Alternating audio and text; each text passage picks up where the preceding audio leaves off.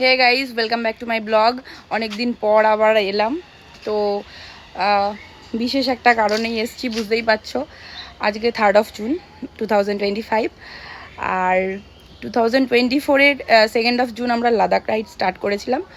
আর আজকে আমি বেরোচ্ছি স্পিতি রাইডের জন্য। কিন্তু এই বছর একটা টুইস্ট আছে, সেটা হচ্ছে বাইকটা আমি এই বছর ট্রেনে হচ্ছে পার্সেল করে দিচ্ছি, অ্যান্ড আমিও ট্রেনে যাচ্ছি।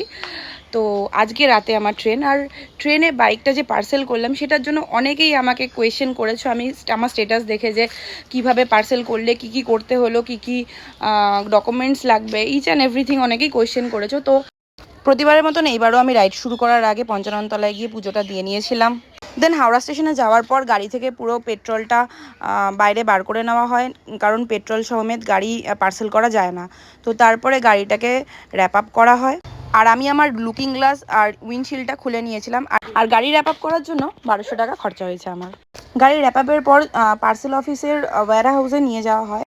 তো যে কোনো ভেহিকেলসের পার্সেল করার জন্য গাড়ির ডকুমেন্টস ক্যারি করতে হবে, আধার কার্ড ক্যারি করতে হবে, আর ট্রেনের কনফার্ম টিকিটের পিএনআর নাম্বার লাগবে। আর আমার গাড়িটা পার্সেল করার জন্য আমার গাড়ির সিসি অ্যান্ড ওয়েট অনুযায়ী আমাকে 3080 টাকা মতন পে করতে হয়েছিল। আজকের ভিডিওটা ভালো লাগলে একটা লাইক করে দিও, কমেন্ট করতে ভুলো না। আর দেখা হচ্ছে নতুন ব্লগে। টাটা।